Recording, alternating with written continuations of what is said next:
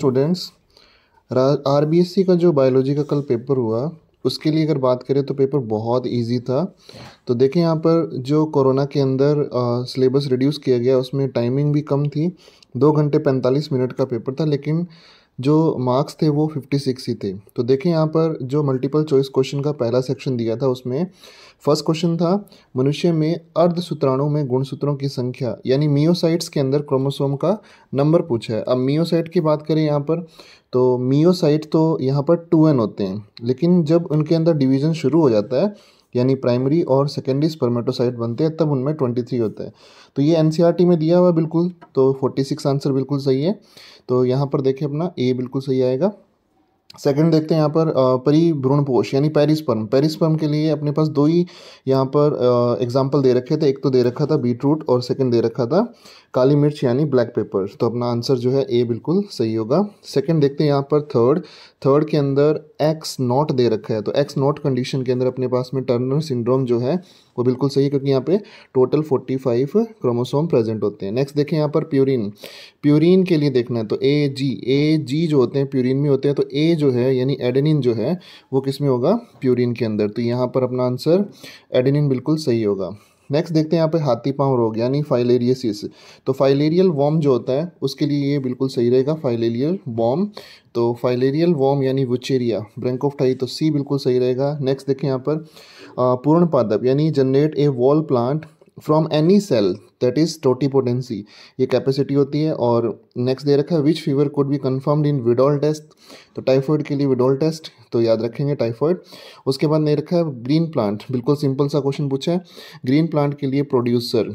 उसके बाद है जो कॉटन बॉलवर्म है उसको अंदर जो इन्फेक्शन होता है उसको कंट्रोल करने के लिए जिस जीन का यूज़ करेंगे, यहाँ पर एनसीईआरटी में 2 दे रखी है, यानी कि cry first AC and cry second AB। तो दोनों की दोनों अपने याद रखेंगे यहाँ पर, ये बिल्कुल सही रहेगा। डी ऑप्शन बिल्कुल सही है यहाँ पर, तो डी पर टिक करेंगे। नेक्स्ट देखें यहाँ पर उसके बाद है फिल इन द ब्लैंक्स। तो फिल इन द ब्लैंक्स के अंदर बिल्कुल सिंपल से दे रखे हैं। फर्स्ट दिया हुआ है when there is a breeding between animal of same breed की बात करें तो यहाँ पर बिल्कुल सही आंसर आएगा इन ब्रीडिंग। तो याद रखेंगे यहाँ पर इन ब्रीडिंग बिल्कुल सही है, ठीक है। नेक्स्ट बी बैसिलस थुरिंजियसिस, तो यहाँ पर बिल्कुल आंसर सही आएगा बैसिलस थुरिंजियसिस।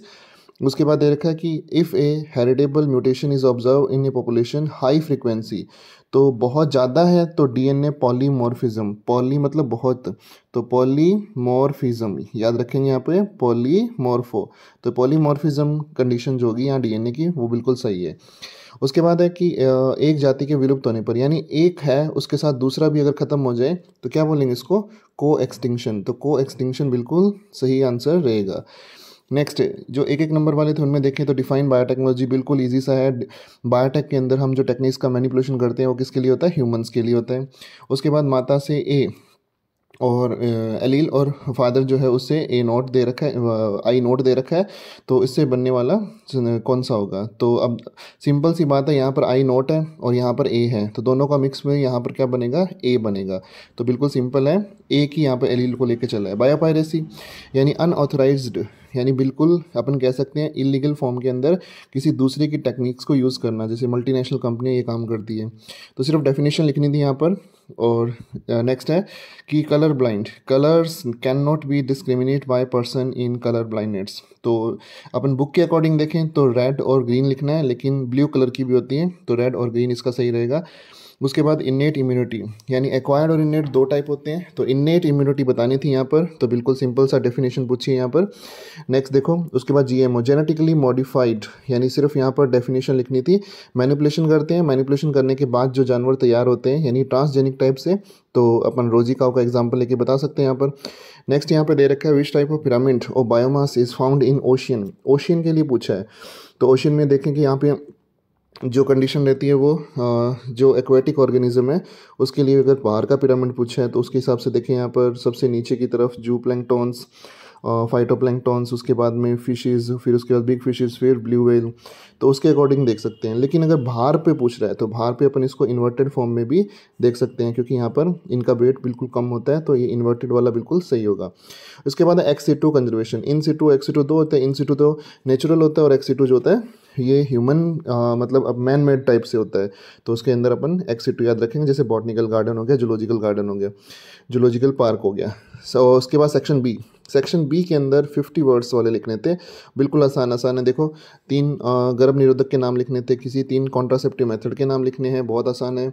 जीन गन मेथड बहुत ही अच्छा क्वेश्चन दिया है, और इसका एक यूज़ भी लिखना है जीन ट्रांसफ़र में, कि ये जीन गन किस तरीके से यूज़ आती है। उसके बाद लिखा है कि जो बी कीपिंग है, मधुमक्खी पालन, उसके लिए 3 महत्वपूर्ण बिंदु, 3 इंपॉर्टेंट पॉइंट लिखने हैं।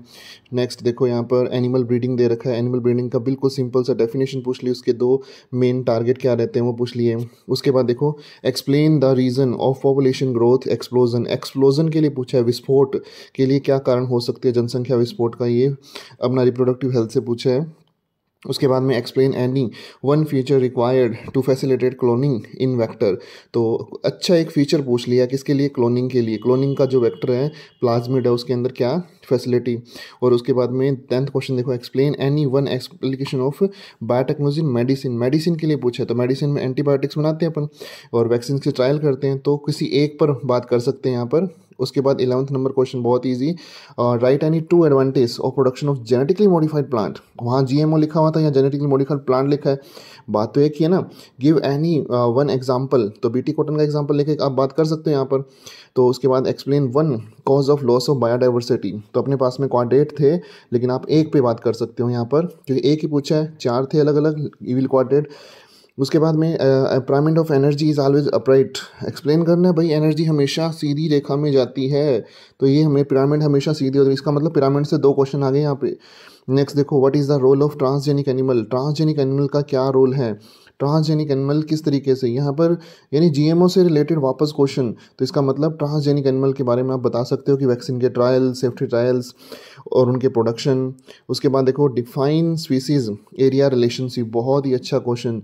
एरिया जो है वो एक लिमिटेड है, लेकिन अगर वो बढ़ता है तो उसके साथ में डाइवर्सिटी भी बढ़ती है, स्पीसीज भी बढ़ती है, तो ये बहुत अच्छा क्वेश्चन, ग्राफ को साथ आप इससे बता सकते हैं।